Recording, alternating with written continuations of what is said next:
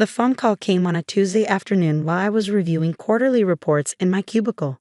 An unknown local number. Usually I'd let it go to voicemail, but something made me answer. Is this Amelia Chen? A gruff voice, carefully professional. Yes, who's calling? My name's Frank DeMarco. I own DeMarco's Pawn and Gold on Riverside. I believe I have something that belongs to you. A Rolex Submariner. My heart stopped. That's impossible. I have my father's watch right. I opened my desk drawer where I kept it during work hours. Empty. Ma'am? You still there? The watch, I whispered. It's gone. I was afraid of that. Look, can you come down to the shop? There's something you need to see, and I'd rather not discuss it over the phone. I left work immediately, my hands shaking as I drove. Dad's watch, the only thing he'd left specifically to me, had been in that drawer yesterday morning. I checked it like I did every day, running my fingers over the inscription on the back. To my daughter Amelia, may time always be on your side. Love, Dad. He'd worn it every day of my childhood. Through his construction jobs, Sunday dinners, my school plays. Even during chemo, when his wrists got too thin and we had to adjust the band. On his deathbed, he pulled me close and pressed it into my palm. This is yours, Mia, only yours. That was 3 years ago, 2 years before Mom married Richard. 18 months before Richard's son Tyler moved in with his big dreams and bigger appetite for other people's money. DeMarco's pawn shop was wedged between a nail salon and a check-cashing place, the kind of strip mall where desperation had a permanent address. Frank DeMarco looked exactly like a pawn shop owner should, thick neck, suspicious eyes, gold pinky ring. But his expression when he saw me was unexpectedly kind. You look like him, he said simply. Your dad. He used to come in here sometimes, back in the day. He did. Construction guys always need tools. He was one of the good ones, always paid back his loans, never tried to pull anything. Frank disappeared into the back, returning with a familiar leather box. This came in yesterday. Guy said it was his to sell, but when I opened it up for inspection, he set the box on the counter and opened it. There was Dad's watch, looking smaller than I remembered, more vulnerable. Normally, I don't question sellers too hard if the merchandise looks legitimate, Frank continued. But this watch, I knew your dad. Knew he'd never let this go. So I did some digging in our system. And your father pawned this watch exactly once, 15 years ago. Paid it back with interest within a month. Frank's eyes met mine. The loan was for $3,000. Records show it was right around the time you started at that fancy private high school. My throat tightened. I'd gotten into St. Mary's Academy on academic scholarship, but there were still fees, uniforms, books, activities. Dad had said he'd gotten overtime work. He'd never mentioned pawning his most precious possession. That's when I knew something wasn't right with this sale, Frank said. But that's not why I called you. He picked up the watch, turning it over. When I was examining it, checking authenticity, I noticed something. He pressed something on the side, and the back popped open in a way I'd never seen before. This isn't standard. Someone modified this watch to create a hidden compartment. Inside was a thin piece of paper, folded impossibly small. I haven't read it, Frank said. Figured if your dad hid it that carefully, it was meant for specific eyes. With trembling fingers, I unfolded the paper. Dad's handwriting, smaller than usual but unmistakably his. Mia, if you're reading this, something's happened to the watch. Check the safe deposit box at First National, box 447. The key is in my toolbox, inside the level. The watch is yours, but what's in that box is your future. Don't let anyone tell you different. Dad. You okay? Frank's voice seemed far away. I need to buy the watch back. How much? Frank shook his head.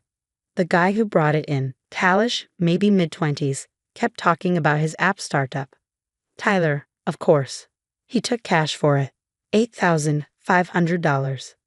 But here's the thing, I never filed the paperwork. Technically, this transaction hasn't happened yet. What do you mean? I mean, I've been in this business 30 years. I know stolen goods when I see them, even when the thief has a key to the house. He slid the watch across the counter.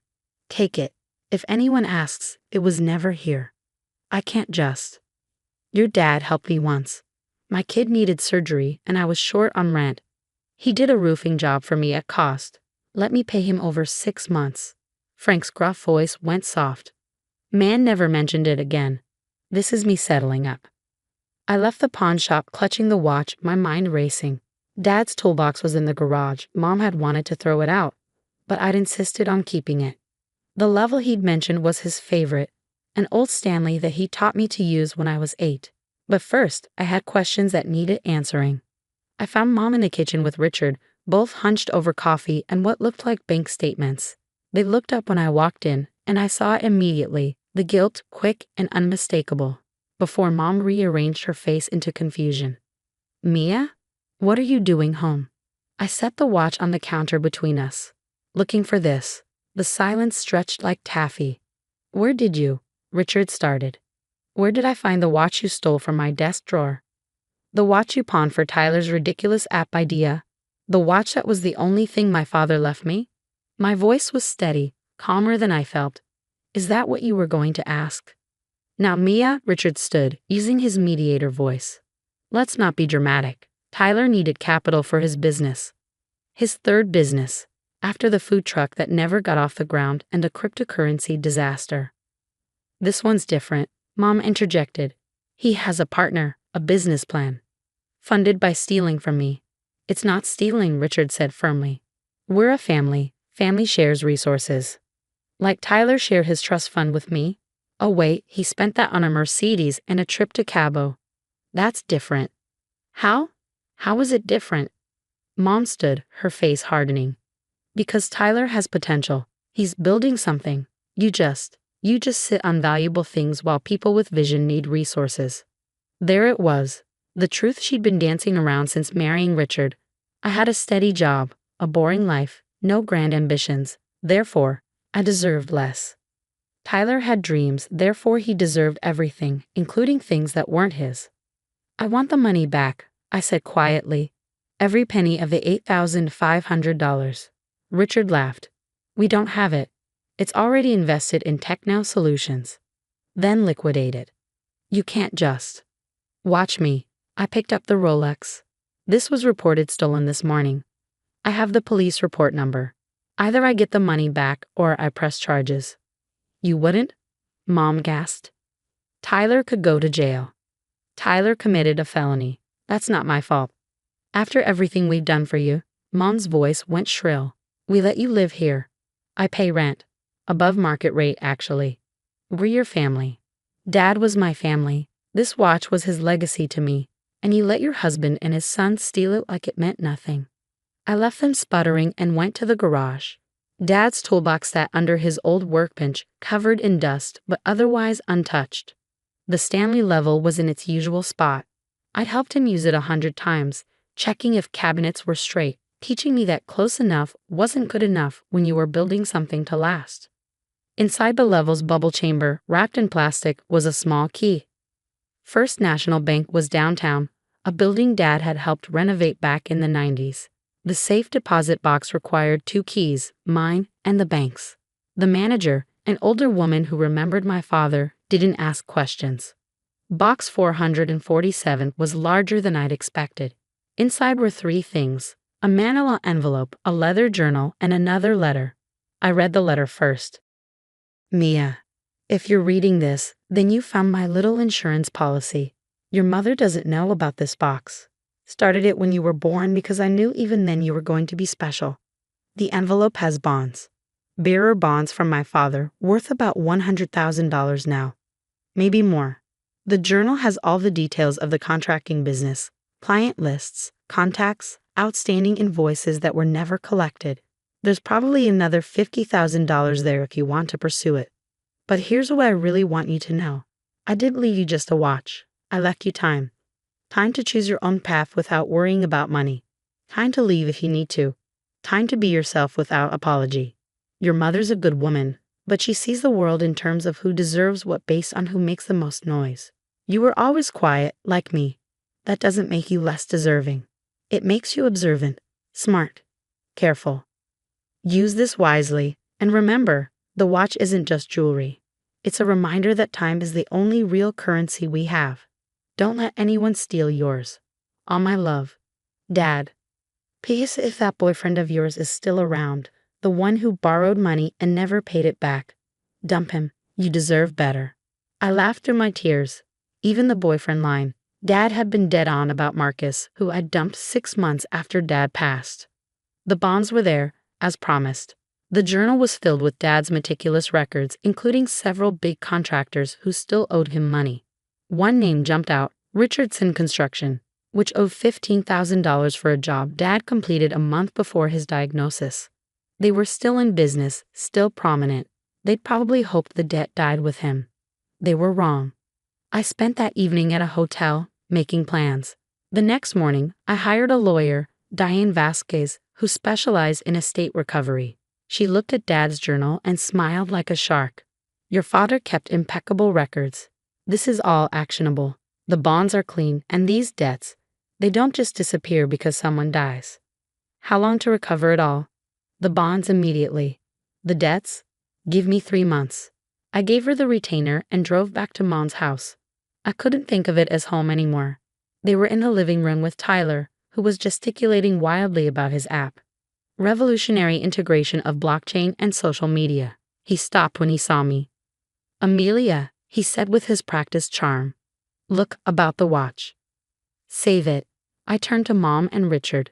I'm moving out. Today. Don't be ridiculous, Mom started. Over a watch. Over a betrayal. Over you choosing them over me again and again. Over you letting them steal from me because you think I don't deserve what's mine. Where will you go? Richard asked, probably calculating if they could rent my room for more. That's not your concern anymore. Tyler stood. I'll pay you back when the app takes off. No, you'll pay me back now. $8,500, plus interest. My lawyer will be in touch. Lawyer? Mom went pale. Mia, you can't. I can. I am. Dad always said the best time to stand up for yourself is the moment you realize you're being stood on. I packed my things. Not much, really. Most of what mattered fit in 2 suitcases. The watch went back on my wrist where it belonged. As I loaded my car, Mom came out one last time. Your father would be ashamed, she said coldly, turning on family like this. I looked at her, really looked at her. Saw the woman who'd stood by while her new family dismantled my old one, piece by piece. My father, I said clearly, left me more than you ever knew. And the only thing he'd be ashamed of is that it took me this long to see you for what you are. I drove away and didn't look back. The bonds cashed out at $127,000. They'd accrued more interest than Dad had calculated. Diane recovered $43,000 of the outstanding debts within 6 weeks.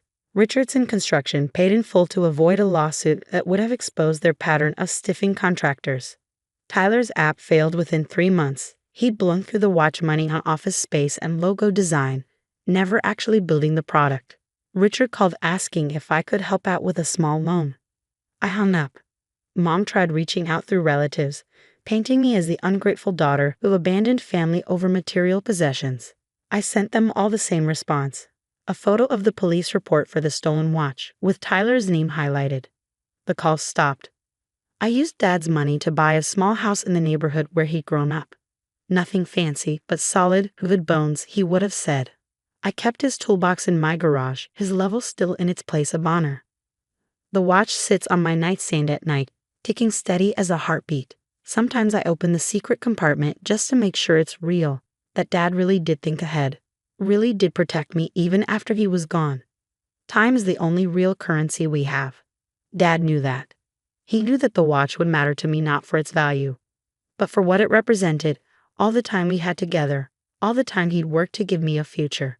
He also knew something else, that eventually someone would try to steal it from me, so he made sure that even if they took the watch, they couldn't take what really mattered. The time to choose my own life, the time to stand up for myself, the time to realize I'd always been worthy of every second. The watch is mine again, but more importantly, so is my time. And I'm not wasting another minute of it on people who think they deserve it more.